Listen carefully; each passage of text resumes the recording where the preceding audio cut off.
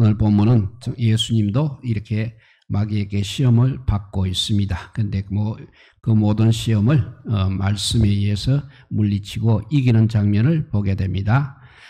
벌레를 잡아먹는 식물이 있습니다. 벌레를 잡아먹는 식물을 우리는 식충식물이라고 합니다. 예를 들면 보르네오 섬에 서식하고 있는 네펜데스이라는 식물이 있고 북미 대륙에 서식하고 있는 사라세니아라는 식물이 바로 식충식물입니다. 네펜데스는 아름다운 꽃을 피워서 벌레를 유인합니다.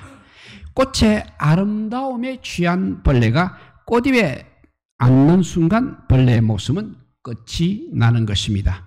특수한 소화액을 내뿜어 벌레를 녹아버리기 때문입니다. 반면에 세라세니아의 무기는 꽃이 아니라 잎이란 점에서 네펜데스와 다르다고 합니다. 잎에서 단꿀을 내뿜어 이것도 벌레를 유인하고 있는 것입니다. 그 꿀의 유혹에 말려들게 되면 벌레는 자기 목숨을 건지지 못하게 된다고 합니다. 이들은 이렇게 화려함과 꽃의 화려함과 꿀의 달콤함을 무기로 해서 벌레를 유혹하여 죽음에 이르게 한 것입니다. 우리가 사는 세상에는 네펜데스와 사라세니아와 같은 여러 유혹의 도구들이 많이 있습니다. 그리고 이 도구들을 잘 활용하는 자가 바로 사단이라는 것입니다. 사단은 네펜데스와 사라세니아처럼 때로는 화려함과 달콤함으로 우리를 유혹하고 있습니다. 때로는 배고픈 사자처럼 맹렬하게 공격하기도 하는 것입니다. 그래서 깨어있지 않으면 사단의 유혹과 공격에 넘어가 언제 멸망의 구렁텅이로 떨어질지 모르는 것이 우리 인생인 것입니다.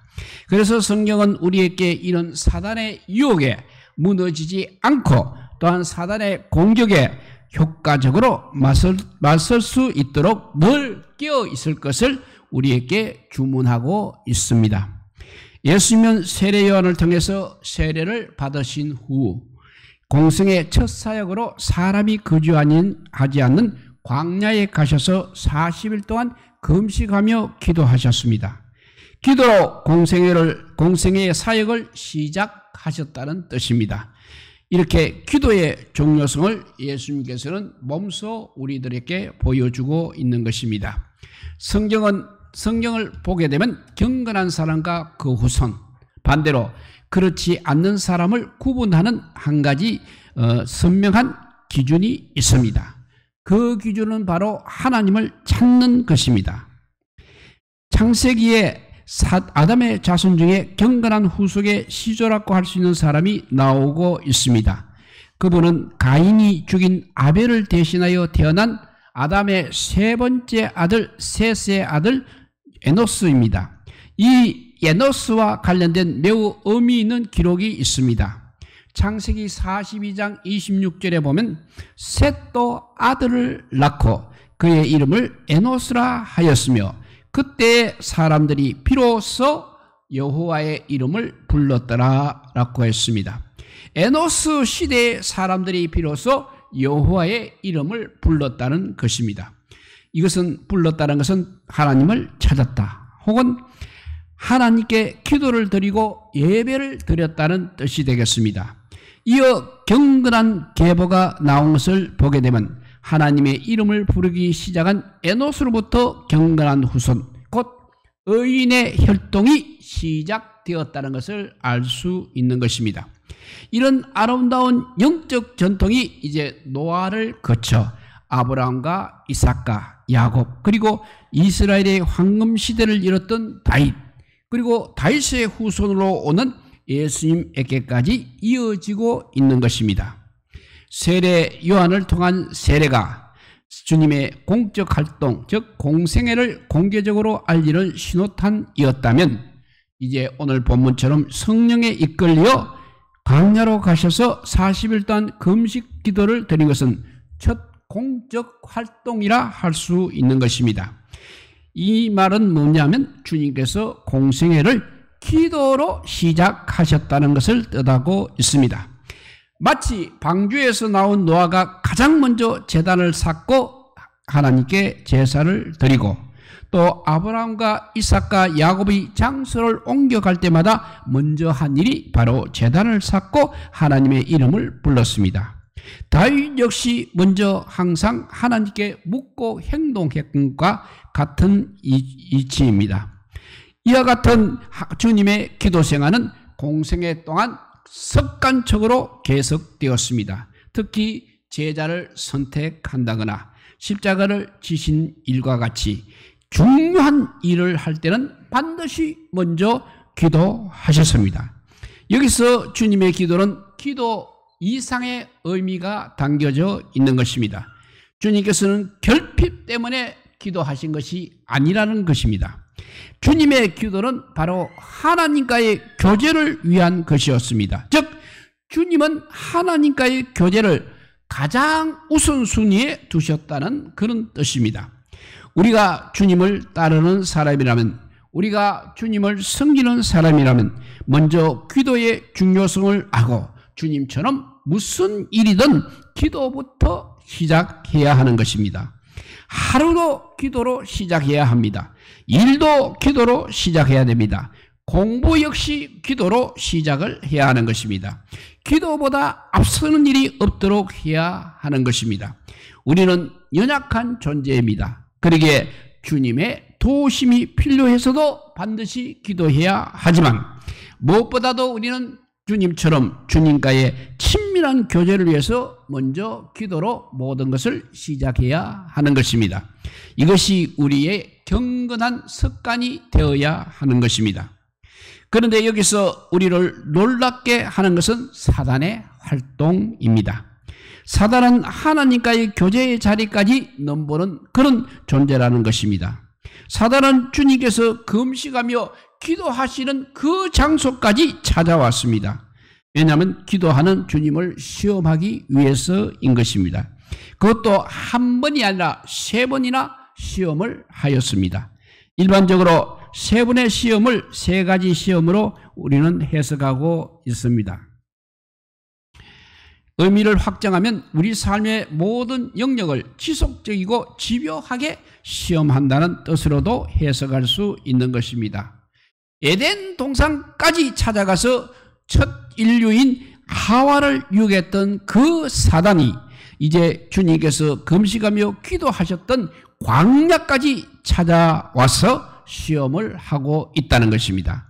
소위 그래서 사단이 가지 않는 것이 없는 것입니다. 또 사단이 유혹하지 않는 사람이 없다는 것입니다. 죄 없이 탄생한 하와로부터 죄인을 구원하러 오신 주님까지 이렇게 시험한 사단입니다. 그렇다면 죄 가운데 태어나 죄 중에 살고 있는 우리들은 더 이상 무슨 할 말이 있겠습니까? 우리가 사단의 표적이 되고 있다는 사실은 너무나도 당연한 일입니다. 사실 지금 우리가 예배를 드리고 있는 이 예배의 현장에도, 또 예배를 드리고 있는 우리에게도 사단의 손길이 지금 미치고 있음을 알아야 하는 것입니다. 이런 영적 위기와 경각심을 우리는 항상 갖고 있어야 하는 것입니다. 이 세상에는 사단으로부터 안전한 지대는 전혀 없습니다. 사단은 하나님께서 최초의 인류에게 제공하신 가장 완전한 장소인 에덴 동산까지 드나들었습니다. 그러니까 사람이 거주하지 않은 광야도 역시 그의 사단의 활동 무대였습니다. 그러니 교회도 가정도 안전지대가 될 수 없다는 뜻입니다. 얼마든지 사단의 놀이터가 될 수 있음을 우리는 기억해야 하는 것입니다. 또한 사단으로부터 안전한 사람도 역시 없는 것입니다. 심지어 하나님의 아들이신 예수님께까지 찾아와서 시험을 하였습니다. 그러니 우린들 어떻게 자유로울 수 있겠습니까? 뿐만 아니라 사단은 인간의 가장 약한 고리를 너무나 잘 알고 있습니다. 바로 그 약한 고리를 공격하고 있습니다. 주님께서 40일 금식으로 몹시 줄이신 줄 알고 또한 주님께서 돌로 빵을 만들 수 있는 능력이 있음을 알고 돌로 빵을 만들어 먹으라는 그럴듯한 제안을 하고 있습니다. 이렇게 영악한 존재가 바로 사단이라는 것입니다. 그러므로 항상 깨어있어 경계를 해야 하는 것입니다. 더 많이 기도해야 합니다. 더 깊이 기도해야 합니다. 그래서 우리는 주님과의 친밀함을 유지해야 하는 것입니다. 그래야 우리의 마음이, 우리의 삶이, 우리가 거주하는 곳이 사단의 놀이터가 되는 것을 막을 수 있는 것입니다. 그래야 사단의 유혹과 사단의 공격을 성공적으로 막아내어 승리하는 신앙생활, 승리할 수 있는 인생이 될 수 있습니다. 비록 사단이 주님께서 기도하시는 광야까지 찾아와서 유혹을 했습니다. 그러나 주님은 결코 무너뜨리지 못하고 물러갔던 것입니다. 대신 이제 천사가 나와서 주님께 수정을 들었다고 말씀하고 있습니다. 이것은 우리에게 정말 중요한 메시지입니다. 우리 안에 갇혀있는 맹수는 공격은 할 수 있어도 해칠 수는 없는 것입니다. 사단을 묶고 가두는 것이 바로 기도라는 것입니다. 그러므로 우리가 기도의 무릎을 접지 않는 한 사단은 우리를 얼마든지 우리가 기도의 무릎을 접지 않는 한 사단은 우리를 무너뜨릴 수 없다는 뜻입니다. 우리는 성경을 통해서 노아, 아브라함, 다윗과 같은 신앙의 위인들이 한순간에 무너진 이유를 너무나 잘 알고 있습니다. 그들이 기도의 무릎을 접었을 때 그렇게 무너졌습니다. 어떤 이유인지 기도를 쉴 때 반드시 그들에게는 위기가 찾아왔다는 것입니다. 플라톤의 제자 중에 트로킬로스라는 사람이 있습니다. 그런 바다에 배를 띄워서 뱃놀이를 매우 즐기는 사람이었습니다. 한 번은 풍랑을 맞아 배가 다 깨어져 죽을 뻔하였습니다. 겨우 살아서 집으로 돌아온 그는 바닷가로 향하는 자기의 집에 창을 다 막아버렸다는 것입니다. 그래서 어느 날 친구가 와서 왜 창을 막았느냐고 물어보았습니다. 그때 그는 이렇게 말했습니다. 지난번 일로 계기로 바다에 가지 않기로 했는데 창을 그대로 두었다가 바다를 보게 되면 또 나가고 싶은 생각이 들까봐 막았다고 했습니다. 사람마다 이렇게 자기의 마음을 유혹하는 시험의 창이 있습니다. 대부분의 사람들은 그 창으로 유혹을 받아서 시험을 받게 되는 것입니다. 그러므로 트로킬로스처럼 이 시험의 창, 우리가 미리 알아서 단단히 막아버리는 것이 바로 유혹을 이기는 지혜가 되겠습니다. 우리 주변에도 우리를 유혹으로 이끄는 시험의 창들이 너무나 많이 있습니다.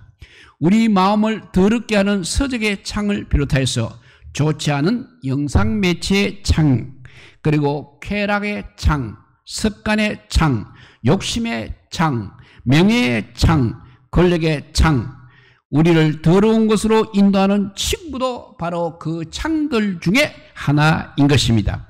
이런 창들을 가감히 막아버리는 결단이 필요한 것입니다. 반면에 경건생활에 유익한 주님과의 교제를 친밀하게 만들어주는 창이 있습니다. 그것이 바로 기도의 창, 찬송의 창, 말씀 묵상의 창, 감사의 창, 성인과 봉사의 창, 이 주님과의 교제를 친밀하게 만들어주는 창은 우리는 항상 활짝 열어놓아야 하는 것입니다. 그러니까 시험의 창은 닫고 은혜의 창은 활짝 열 때 사탄이 틈타지 못한 성령으로 충만한 삶이 가능해진다는 것입니다. 이제 말씀을 맺습니다. 우리들은 지금 어떤 삶을 살아가고 있는 것입니까? 유혹을 은근히 바라면서 닫을 창문을 오히려 슬쩍 열어놓고 또 반대로 열어놓아야 할 창문을 굳게 닫고 살고 있지는 않습니까? 사단의 유혹은 결코 가볍지 않습니다. 그 유혹에 빠진 삶은 결코 쉽지 않은 것입니다. 엄청난 대가를 따르게 되는 것입니다. 그러므로 시험의 창을 굳게 닫고 유혹에 빠지지 않도록 최선을 다하는 삶을 살기를 바랍니다. 최선을 다하는 삶을 살기 바랍니다. 반면에 주님과의 친밀한 교제의 창은 활짝 열어놓으시기 바랍니다. 그 친밀한 교제의 창이 곧 기도이고 찬양이고 말씀 묵상입니다. 주님의 삶과 사역에 관련된 말씀을 묵상하는 것이 가장 좋은 방법이 되겠습니다. 이 방법이 시험의 창은 닫고 은혜의 창은 여는 일입니다. 사단의 공격으로부터 안전지대를 확보하는 일인 것입니다. 주님처럼 집요한 사단의 시험에서 승리하는 비결입니다. 사단을 결박하여 가두어두는 일, 즉 기도의 창이 열려서 하나님과 친밀한 교제를 통해서 사탄의 시험을 미리 예방하는 우리 모두가 되시기를 주님의 이름으로 축복드립니다. 기도하겠습니다. 사랑의 하나님 감사합니다. 세상에는 정말 우리를 넘어뜨리고 하는 사탄의 유혹들이 너무나 많이 있어서 우리가 감당하지 못할 정도라고 합니다. 우리는 이 아버지의 유혹의 창들을 이겨내는 사단의 시험의 창들을 이겨내는 기도가 정말 영혼의 호흡처럼 쉬지 않고 해야 되겠습니다. 그럼에도 불구하고 아버지 우리가 그렇게 하지 못할 때 너무나 넘어지기 쉽다는 것을 늘 깨닫게 하여 주시옵소서. 우리는 계속해서 쉬지 말고 기도하라는 주님의 그 말씀이 항상 우리 가슴을 우리 마음을 에워싸게 하여 주셔서 우리가 틈만 나면 기도함으로써 이 아버지의 유혹의 창들이 사탄이 시험하지 못하도록 미리 예방할 수 있는 믿음의 사람들이 다 되게 하여 주시기를 간절히 빌고 원하올 때 이 모든 말씀 아무 공도 없으나 우리 구주 예수 그리스도 이름으로 기도드리옵나이다. 아멘. 우리 찬송가 337자입니다.